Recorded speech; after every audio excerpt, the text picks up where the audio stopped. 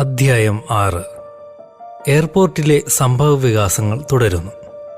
സ്റ്റെല്ലയുടെ നിലവിളി ഉച്ചത്തിലായിരുന്നു. സകലരുടെയും ശ്രദ്ധ അങ്ങോട്ടേക്കായി. പ്രശ്നമാണെന്ന് മനസ്സിലാക്കിയ വാൾട്ടർ ഉടൻ തന്നെ അവളെ കൈപിടിച്ച് മാറ്റിക്കൊണ്ട് ഒരു മൂലയിലേക്ക് മാറി നിന്നു. സ്റ്റെല്ല, എന്താ ഈ കാണിക്കുന്നത്? ഇതൊരു പബ്ലിക് പ്ലേസാണ്. നിനക്കെന്തു പറ്റി? നിങ്ങൾ അയാളെ കൊന്നു. എനിക്കറിയാം, കൊലപാതക നിങ്ങൾ. അവൾ ചീറി. സ്റ്റെല്ല! വാൾട്ടറുടെ മുഖം ചുവന്നു. നീ എന്തൊക്കെയാ ഈ പിച്ചും പേയും പറയുന്നത്? ആരെ കൊന്നെന്ന്? ആ പാവ. അവൾ കിതച്ചു. അതൊരു വൂഡു ഡോളല്ലേ? വാട്ട്? വാൾട്ടർ തിരിഞ്ഞ് ചുറ്റും നോക്കി. സകലരും അവരെ തന്നെ നോക്കി നിൽക്കുകയാണ്. വൂഡു? നിനക്കെവിടുന്ന് കിട്ടി ഈ ജാതി മണ്ടൻ ഐഡിയകൾ? നിനക്കെന്തു പറ്റി സ്റ്റെല്ല? നിങ്ങൾ ഒരു നിമിഷം അയാളുടെ കുടുംബത്തെപ്പറ്റി ചിന്തിച്ചു? ആ പാവം ഹെലനെക്കുറിച്ച് ആലോചിച്ചു? നിങ്ങൾക്കറിയുമോ, അയാൾ ഒറ്റയ്ക്കായിരുന്നില്ല ആ കാറിൽ. അവളും ഒപ്പമുണ്ടായിരുന്നു. സ്റ്റെല്ലയുടെ സ്വരം ഇടറി. വാൾട്ടർ ഒരു നിമിഷം സ്തബ്ധനായി. ഹെലൻ? ആ കുട്ടി അയാളുടെ മോളായിരുന്നോ? അയാളുടെ മനസ്സിൽ സ്റ്റെല്ലയുടെ കൂട്ടുകാരിയായ, പല പ്രാവശ്യം തൻ്റെ വീട്ടിൽ വിരുന്നു വന്നിട്ടുള്ള ഹെലൻ്റെ മുഖം തെളിഞ്ഞു വന്നു. പക്ഷേ അയാൾ ശബ്ദിച്ചില്ല. ഞാൻ കരുതിയ ആളല്ല എൻ്റെ പപ്പ. നിങ്ങളൊരു കൊലപാതകിയാണ്. എനിക്കത് നേരത്തെ തോന്നിയിരുന്നു. ഇപ്പോൾ ഉറപ്പായി. എനിക്ക് വയ്യ. തിരിച്ചു പോവുകയാണ് ഞാൻ. വെക്കേഷനും വേണ്ട, ഒന്നും വേണ്ട. Okay Stella. അവസാനം വാൾട്ടർ നിശബ്ദത വെടിഞ്ഞു. നമുക്കതിനെപ്പറ്റി ആലോചിക്കാം. തൽക്കാലം ഇപ്പോൾ ഹോട്ടലിലേക്ക് പോകാം. അവിടെ ഇരുന്ന് നമുക്ക് കൂടുതൽ സംസാരിക്കാം. നിനക്ക് ഞാൻ എല്ലാം പറഞ്ഞു തരാം. നീ കരുതുന്ന പോലെയൊന്നുമല്ല കാര്യങ്ങൾ. അവൾ പതിയെ ശാന്തയായെങ്കിലും ഇടയ്ക്കിടെ പൊട്ടിവന്ന കരച്ചിൽ ചുണ്ട് കടിച്ച് അമർത്തിക്കൊണ്ടിരുന്നു. തോളത്ത് വെക്കാനാഞ്ഞ വാൾട്ടറുടെ കൈ തട്ടിമാറ്റി അവൾ വെളിയിലേക്ക് നടന്നു. ഇനി എന്തു ചെയ്യും? വാൾട്ടർ അടുത്തേക്ക് ചെന്നതും മാർഗരറ്റ് ചോദിച്ചു. എനിക്കൊരു തെറ്റ് പറ്റിയെന്ന് തോന്നുന്നു മാഗി, അയാൾ മന്ത്രിച്ചു. സ്റ്റെല്ലയോട് എല്ലാം തുറന്നു പറയാം. സമയമായി. പക്ഷേ അതല്ല. ആ പ്രൊഫസർ കാർ ഓടിക്കുമ്പോഴാണ് ഞാനത് ചെയ്തത്. ആ സമയത്ത് കൂടെ അയാളുടെ മകളുമുണ്ടായിരുന്നു. നീ ഓർക്കുന്നുണ്ടോ ഹെലനെ? ഉവ്, അവൾ. അത് അയാളുടെ മകളായിരുന്നു അത്രേ. അയാളുടെ കണ്ണുകൾ നിറഞ്ഞു വന്നു. ആ കുട്ടിയും അപകടത്തിൽപ്പെട്ടെന്ന് തോന്നുന്നു. വാ, നമുക്ക് പോകാം. എല്ലാവരും ശ്രദ്ധിക്കുന്നു. പുറത്തിറങ്ങിയിട്ട് സംസാരിക്കാം. അവർ സ്വയം വീൽചെയർ തള്ളി വെളിയിലേക്ക് നീങ്ങി. അപ്പോഴേക്കും ആ കസ്റ്റംസ് ഉദ്യോഗസ്ഥൻ പരിശോധനയൊക്കെ കഴിഞ്ഞ് ആ ബാഗ് അയാളെ തിരിച്ചേൽപ്പിച്ചു. പുറത്തേക്കുള്ള വാതിൽക്കൽ എത്തിയതും വാൾട്ടർ തിരിഞ്ഞ് ഒരു നോട്ടം. കൃത്യമായി മുകളിലെ നിരയിൽ ഒരു പരസ്യ ബോർഡിന് പുറകിൽ മറഞ്ഞു നിന്നിരുന്ന മാത്യൂസിന്റെ കണ്ണുകളിലേക്ക്. സനാതന luxury ayurvedic massage centre, Kochi. അതേ ദിവസം, അതേ സമയം. മിസ്റ്റർ മിൽട്ടൺ, മന്ത്രിക്കും പോലെ ആ പെൺകുട്ടി വിളിച്ചു. താങ്കളെ കാണാൻ നമ്മുടെ MD വന്നിട്ടുണ്ട്. മുറിയിലേക്ക് ഇരുത്തട്ടെ? അദ്ദേഹം തന്നെയാണെന്ന് ഉറപ്പല്ലേ? അതെ സാർ. ഞങ്ങളുടെ MD ഞങ്ങൾക്ക് തെറ്റുമോ? അവൾ കുലുങ്ങിച്ചിരിച്ചു. അയാളെ ഇവിടെ ഇരുത്തിയിട്ട്, ഈ സാധനം എൻ്റെ തലയ്ക്ക് മുകളിൽ നിന്ന് ഒന്ന് മാറ്റൂ. കഴുത്ത് വേദനിക്കുന്നു. ഓ, ശിരോധാര ഇടയ്ക്ക് വെച്ച് നിർത്താനാവില്ല സാർ. Maximum 15 minute. അതിനുള്ളിൽ ആ എണ്ണ വറ്റും. അതോടെ നമുക്ക് അവസാനിപ്പിച്ച് കുളിച്ച് റെഡിയായി റൂമിലേക്ക് പോകാം. ഹോ, നാശം! ഇതിൽ കൊണ്ട് തല വയ്ക്കാൻ തോന്നിയ നിമിഷം അയാൾ ദേഷ്യത്തോടെ കഴുത്തു തടവി. പഞ്ചകർമ്മം മുഴുവനും ഭംഗിയായി ചെയ്തു തീർത്തിട്ടേ താങ്കളെ ഇവിടുന്ന് പുറത്തുവിടൂ. ആ കുട്ടി വീണ്ടും ചിരിച്ചു. Dear girl. മിൽട്ടൺ അവളുടെ കയ്യിൽ പിടിച്ച് അടുത്തേക്ക് വലിച്ചെടുപ്പിച്ചു. ഈ വക ചികിത്സയ്ക്കൊന്നുമല്ല ഞാനിവിടെ വന്നത്. എനിക്ക് വേണ്ട ഒരു സ്പെഷ്യൽ ചികിത്സയുണ്ട്. അവൾ അയാളുടെ പിടി വിടുവിച്ചു. അങ്ങനത്തെ പരിപാടികൾ നമുക്കില്ല സാർ. ഇത് അങ്ങനത്തെ സ്ഥാപനമല്ല. അവൾ ഗൗരവത്തിൽ വാതിക്കലേക്ക് നടന്നു. അവൾ വെളിയിലിറങ്ങിയതും അയാൾ ആ എണ്ണത്തോണിയിൽ നിന്നും ബദ്ധപ്പെട്ട് എഴുന്നേറ്റു. നാശം! ഈ മരുന്നിൻ്റെ മണം പോകണമെങ്കിൽ ഞാൻ എങ്ങനെ കുളിച്ചാലാ? പെറുപിറുത്തുകൊണ്ട് അയാൾ ബാത്റൂമിലേക്ക് നടന്നു. 15 മിനിറ്റ് നീണ്ട കുളിക്ക് ശേഷം അയാൾ തൃപ്തിയാകാതെ എന്തൊക്കെയോ അസഭ്യപദങ്ങൾ ഉരുവിട്ടുകൊണ്ട് തൻ്റെ മുറിയിലേക്ക് നടന്നു. ആ സ്ഥാപനത്തിൻ്റെ MD പ്രഭാകരൻ എടത്തറ അക്ഷമനായി മുറിയിൽ കാത്തിരിക്കുന്നുണ്ടായിരുന്നു. Mister Milton, താങ്കളെന്താ ആയുർവേദത്തിൻ്റെ ഫാനായോ? സംഭവം കൊള്ളാം, പക്ഷെ എനിക്ക് തീരെ ക്ഷമയില്ല. എന്തോ പഞ്ചകർമ്മമോ മറ്റോ ചെയ്യണമെന്നാണ് ഇവർ പറയുന്നത്. എന്നെക്കൊണ്ട് പറ്റില്ല. അധികം എന്നെ നിർബന്ധിച്ചാൽ ഞാൻ നാളെ തന്നെ ഇവിടുന്ന് ചാടും. ചെയ്യടോ, ഇവിടെ എല്ലാം നമുക്ക് ഓതൻറ്റിക് ആയുർവേദ ട്രീറ്റ്മെൻ്റാണ്. കഴിയുമ്പോൾ താൻ ആളാകെ മാറും, മനസ്സൊക്കെ തണുത്ത് താൻ ചിലപ്പോൾ ഒരു നല്ല മനുഷ്യനാകും. വേണ്ട, എൻ്റെ മനസ്സെങ്ങാൻ നന്നായി പോയാൽ പിന്നെ നമ്മുടെ ബിസിനസ് മുടങ്ങും. മിൽട്ടൺ ചിരിച്ചുകൊണ്ട് കട്ടിലിനടിയിൽ നിന്നും മദ്യക്കുപ്പി പുറത്തെടുത്തു. ആഹാ, ഇതിനകത്ത് സ്കോച്ച് കയറ്റിയോ? സ്റ്റാഫ് കാണണ്ട. പിന്നെ തൻ്റെ ഒരു സ്റ്റാഫ്. അതുപോട്ടെ, നമുക്ക് കാര്യങ്ങൾ സംസാരിക്കാം. എങ്ങനെയുണ്ട് ഞാൻ തന്ന ഐറ്റം? പ്രഭാകരൻ പുഞ്ചിരിച്ചു. സാധനം കലക്കി, ചൂടപ്പം പോലെ വിറ്റുപോയി. ഞങ്ങളൊക്കെ അത്ഭുതപ്പെട്ടു പോയി. ക്രിസ്റ്റൽ മെത്ത് എന്ന് കേൾക്കാത്ത ചെറുപ്പക്കാരില്ല ഇവിടെ. ഏതോ അമേരിക്കൻ TV സീരിയലിൽ ഉണ്ടായിരുന്നത്രേ ഈ സാധനം. ഭയങ്കര ഫേമസ് ആണ്. 10 ഗ്രാമിന് 20,000 വെച്ച് പറഞ്ഞിട്ടും സാധനം വിറ്റുപോയി. ഇനി ഒരു തരി ബാക്കിയില്ല. ആഹാ, മിൽട്ടൺ സന്തുഷ്ടനായി. അപ്പോൾ കേരളത്തിൽ നമുക്ക് മാർക്കറ്റായി. അതല്ല വിഷയം, നമുക്ക് ക്വാണ്ടിറ്റി വേണം. ഇതിപ്പോൾ ആകെ 100 ഗ്രാമോ മറ്റോ അല്ലേ താൻ തന്നത്? 100 അല്ല, 300 ഗ്രാംസ്. കണക്കൊക്കെ കൃത്യമായിരിക്കണം മിസ്റ്റർ എടത്തറ. 300 എങ്കിൽ 300. ഞാൻ പറഞ്ഞത് നമുക്ക് അടുത്ത വട്ടം മിനിമം ഒരു 5 കിലോ എങ്കിലും എത്തിക്കണം. പറ്റുമോ? അതൊന്നും നമുക്കൊരു വിഷയമല്ല. ഒറ്റയടിക്ക് 20 കിലോ വരെ കൊണ്ടുവരാനുള്ള സംവിധാനമുണ്ട്. പക്ഷേ താൻ ഇമ്പോർട്ട് ചെയ്യണം. ഈ ആയുർവേദം പോലെ താൻ ഒരു ഗ്ലാസ് കമ്പനി കൂടി തുറക്കണം. ഞാൻ അവിടെ നല്ല ബ്യൂട്ടിഫുൾ സാൻഡ്വിച്ച് ഗ്ലാസ് പാനലുകൾ കയറ്റിവിടാം. അതാണ് ഇതിൻ്റെ ഏറ്റവും ബെസ്റ്റ് ട്രാൻസ്പോർട്ടിംഗ് ഓപ്ഷൻ. അതെങ്ങനെ? അതായത് നമ്മൾ 2 വലിയ ഗ്ലാസ് പാനലുകൾ എടുത്ത് അതിൻ്റെ ഇടയ്ക്ക് നമ്മുടെ ഈ സ്റ്റഫ് ഒരു ലെയറായി കൊടുത്ത് ഗ്ലാസുകൾ തമ്മിൽ ഒട്ടിക്കും. ഇവിടെ എത്തിയാൽ നിങ്ങൾ ആ ഗ്ലാസുകൾ പിളർത്തി അതിൽ നിന്ന് മൊത്തം ചുരണ്ടിയെടുക്കണം. ഒരു ഗ്ലാസ് പാനലിൽ ഏതാണ്ട് 1/2 കിലോ നമുക്കിങ്ങനെ കടത്താൻ പറ്റും. ഞാൻ ഗോവയിലിപ്പോൾ അങ്ങനെ ഒരു ഷിപ്മെൻ്റ് എത്തിച്ചതേ ഉള്ളൂ. യാതൊരു റിസ്ക്കുമില്ല. ആർക്കും ഒരു പിടിയും കിട്ടില്ല. വണ്ടർഫുൾ. 20 കിലോ സാധനം ഇവിടെ എത്തിച്ചാൽ നിന്നെ ഞാനൊരു കോടീശ്വരനാക്കും. അതൊക്കെ ഇരിക്കട്ടെ, ഈ സാധനം ഓവർഡോസ് ആയാൽ ആള് തട്ടിപ്പോകുമോ?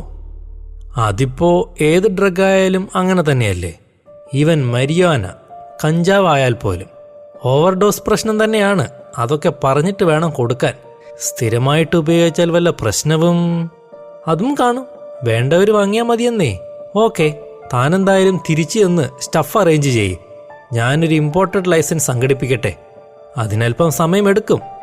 ഈ 20 കിലോ ഒക്കെ കയറ്റി വിട്ടിട്ട് അവസാനം ചിലവായില്ലെന്നും പറഞ്ഞ് എന്നെ വിളിച്ചേക്കരുത്. മിസ്റ്റർ മിൽട്ടൺ, പ്രഭാകരൻ പുഞ്ചിരിച്ചു. നിങ്ങൾക്കെന്തറിയാം? നമ്മൾ ഈ സാധനം ആകെ ഒരു 4-5 സ്കൂളുകളിൽ ഇൻട്രൊഡ്യൂസ് ചെയ്താൽ മതി. പിന്നെ പിടിച്ചാൽ കിട്ടില്ല.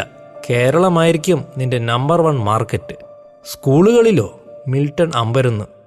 കൊച്ചുകുട്ടികൾക്ക് എങ്ങനെ ക്രിസ്റ്റൽ മെത്ത് കൊടുക്കും? ഇയാൾ എന്താ ഈ പറയുന്നത്?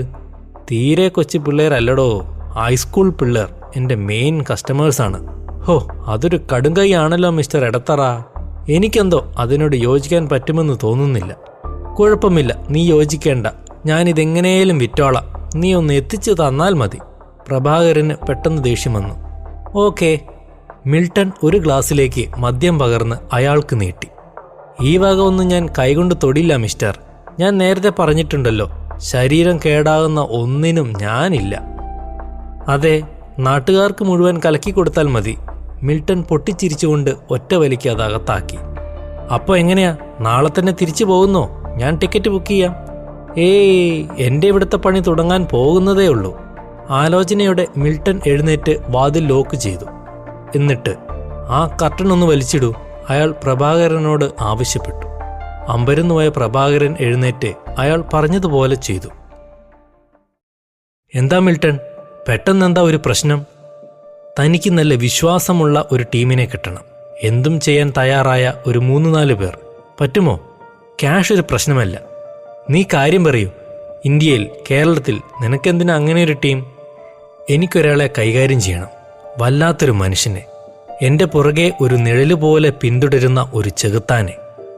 മിൽട്ടൺ തന്നെ ബാക്കി പറയാനായി പ്രഭാകരൻ അയാളുടെ മുഖത്തേക്ക് തന്നെ നോക്കിയിരിക്കുകയാണ്. സ്റ്റേറ്റ്സിലായിരുന്നപ്പോൾ ഇയാൾ എന്നെ വിടാതെ പിടികൂടിയതാണ്. പക്ഷേ ഭാഗ്യത്തിന് ഞാൻ രക്ഷപ്പെട്ടു. അയാളൊന്ന് തൊട്ടാൽ മതി, മരണം ഉറപ്പാ. പ്രഭാകരൻ ഞെട്ടി. താങ്കൾ വിശ്വസിക്കില്ല മിസ്റ്റർ എടത്തറ. ഇത് അങ്ങനത്തെ ഒരു പ്രത്യേകതരം ജന്മമാണ്. എൻ്റെ കണക്കുകൂട്ടൽ ശരിയാണെങ്കിൽ അയാളിപ്പോൾ കേരളത്തിൽ ലാൻഡ് ചെയ്തു കഴിഞ്ഞു. ഞാൻ ടിക്കറ്റ് ബുക്ക് ചെയ്തതിന് പുറകെ ഇയാളും ബുക്ക് ചെയ്തത്രേ. നമ്മുടെ ഒരു സുഹൃത്ത് അപ്പോൾ തന്നെ എന്നെ വിളിച്ച് മുന്നറിയിപ്പ് തന്നതാ. താൻ എന്ത് സാധനമാണാ കുടിച്ചത്? പ്രഭാകരൻ ആ കുപ്പിയിലേക്ക് നോക്കി. എന്തൊക്കെയാ ഈ പറയുന്നത് മിൽട്ടൺ? മനസ്സിലാവുന്ന ഭാഷയിൽ പറയൂ. അയാൾ വാൾട്ടർ ലെവിൻ എൻ്റെ അന്തകനാണ്. എന്നെ കൊല്ലുക എന്നൊരു ഉദ്ദേശം മാത്രമേ ഉള്ളൂ അയാൾക്ക്. അമേരിക്കയിലെ ഏറ്റവും വിലപിടിച്ച കോൺട്രാക്ട് കില്ലറാണ് അയാൾ. താങ്കളെ ഇങ്ങനെ വന്നൊന്ന് തൊട്ടാൽ, തൻ്റെ രോമം അയാളുടെ കയ്യിൽ തടഞ്ഞാൽ അത് മതി, അന്ന് രാത്രി താൻ തീരും. മിൽട്ടൺ പ്രഭാകരന്റെ കൈത്തണ്ടയിൽ ഒന്നമർത്തി തിരുമ്മി. ഒരു തെളിവ് പോലും അവശേഷിപ്പിക്കാതെ അയാൾ കാര്യം നടത്തും. ഓഹോ, കൊള്ളാമല്ലോ. നീ തലയിൽ ഒരിത്തിരി വെള്ളം കോരി ഒഴിച്ചിട്ട് കിടന്നുറങ്ങാൻ നോക്ക് മിൽട്ടൺ. എന്തൊക്കെയാ പറയുന്നതെന്ന് നിനക്ക് തന്നെ അറിയില്ല. പ്രഭാകരന്റെ മുഖത്ത് ചിരിയായിരുന്നു. താൻ എൻ്റെ മുഖത്തേക്കൊന്ന് നോക്കൂ. ഞാൻ കോമഡി പറയുകയാണെന്ന് തനിക്ക് തോന്നുന്നുണ്ടോ? ഷെടാ, നീ ഇങ്ങനെ അന്തവും കുന്തവും ഇല്ലാതെ എന്നെ കൊല്ലാൻ ആള് വന്നിട്ടുണ്ടെന്നൊക്കെ പറഞ്ഞുകൊണ്ടിരുന്നാൽ ഞാൻ എന്ത് ചെയ്യാനാ മിസ്റ്റർ? ഞാൻ പറഞ്ഞു തന്നെയാടോ സത്യം. എൻ്റെ DNA ഉള്ള എന്തെങ്കിലും ഒരു സാധനം അയാൾക്ക് കിട്ടിയാൽ അയാൾക്ക് വേറെ എവിടെയെങ്കിലും ഇരുന്ന് എന്നെ കൊല്ലാനാകും. വൂഡു എന്നാണ് ഈ വിദ്യയുടെ പേര്. ഈ നൂറ്റാണ്ടിലെ കാര്യം തന്നെയാണോ പറയുന്നത്? ഓക്കെ, എല്ലാം വിടൂ, താങ്കൾ വിശ്വസിക്കേണ്ട. പക്ഷേ ഈ വാൾട്ടറെ എനിക്കൊന്ന് ഡീൽ ചെയ്യാൻ താൻ എന്നെ സഹായിക്കുമോ? എങ്ങനെ ഡീൽ ചെയ്യാൻ? ഫോറിനറെയൊക്കെ തട്ടിയാൽ അത് ചില്ലറ കളിയല്ല, അറിയാമല്ലോ.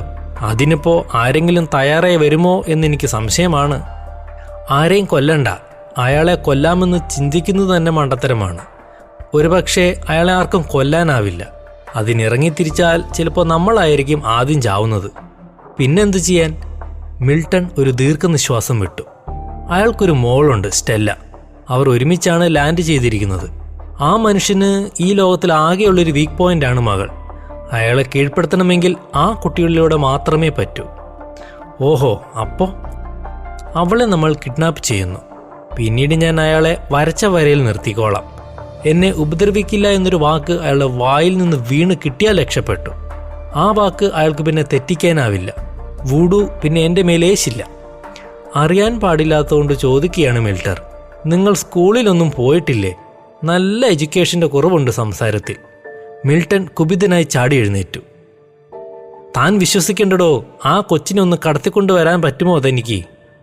ബാക്കി കാര്യം ഞാൻ നോക്കിക്കോളാം. ഓക്കെ, സമാധാനപ്പെട്. ഡീറ്റെയിൽസ് ഒക്കെ തരൂ. അവരിപ്പോൾ എവിടെയുണ്ട്? അതെനിക്കറിയില്ല.